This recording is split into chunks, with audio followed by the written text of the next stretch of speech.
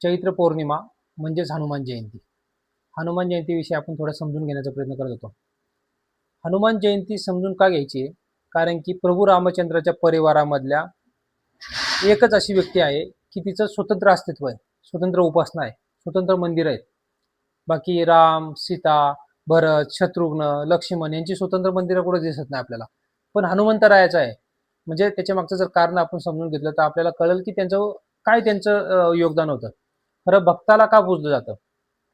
दुसरी गोष्ट अशी आहे की हनुमंतरायांचं वाल्मिकींनी इतकं भरभरून वर्णन केलेलं आहे की ते जर आपल्याला समजलं तर आपल्याला हनुमंतराया समजेल. प्रभू रामचंद्रांनी सुद्धा हनुमंतरायाला विद्वान म्हटलेलं आहे. बघा, कोण पदवी देत आहे? प्रभू रामचंद्र पदवी देतात आहे. म्हणजे ह्या गोष्टीचा ज्यावेळेस आपण अभ्यास करतो त्यावेळेस आपल्याला कळतं की हनुमान चरित्र किती सुंदर आहे. रामायणामध्ये वाल्मिक ऋषी हनुमंताचं वर्णन करताना सांगतात की तो राजनीती तज्ज्ञ होता, तो नीतिशास्त्र निपुण होता, तो तत्वज्ञ व्यक्त होता, तो साहित्यामध्ये पूर्ण समरस झालेला होता. म्हणजे इतकं काही त्यांनी त्याचं गुणगान केलेलं आहे. मग ज्यावेळेस या गोष्टीचा आपण अभ्यास करतो ना त्यावेळेस आपल्याला कळतं की खरंच त्यांचं एक वेगळं अस्तित्व होतं. आणि अजूनही असं म्हटलं जातं जिथं जिथं रामकथा चालते ना तिथं हनुमंतराय आहे. तसं तर प्रभू रामचंद्राचं आणि हनुमंतांचं मिलन हे किशीगंधामध्ये झालेलं आहे.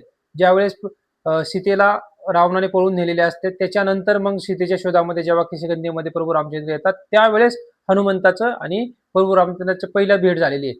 पण त्यानंतर ती भेट आयुष्यभरासाठी संपूर्ण म्हणजे आयुष्य त्यांनी त्यांच्याबरोबर काढलं. आणि आजही जिथं रामकथा चालते तिथं हनुमंतराया असतो. म्हणजे आपण विचार करू शकतो की हनुमंतराया किती श्रेष्ठ असतील.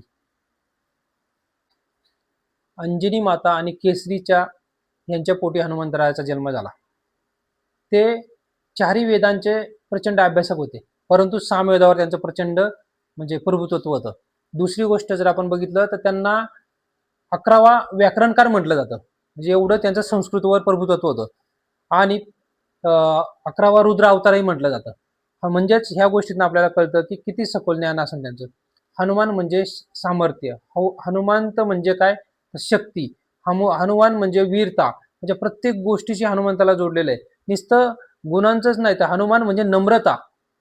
म्हणजे हे जेव्हा आपण अभ्यासतो तेव्हा आपल्याला कळतं की काही ठिकाणी असं म्हटलं जातं की ज्याच्याकडे प्रचंड ज्ञान असतं ना तो शक्तिवान नसतो, आणि ज्याच्याकडे शक्ती असते तो ज्ञानवान नसतो. पण ह्या दोन्ही गोष्टींचा संगम आपल्याला हनुमंतरायाच्या जीवनामध्ये भेटतो. म्हणून हनुमंतरायाला आपल्याला पूजायचंय. मनोजम मारुतुल्य वेगम जितेंद्रियम बुद्धिमत्ता वरिष्ठम वातात्मजम वानरयुध मुख्यम श्रीरामदूतम शरणम प्रपद्ये. अशा हनुमंतरायाला नमस्कार आहे. सर्वांना हनुमान जयंतीच्या हार्दिक शुभेच्छा. जय हनुमान.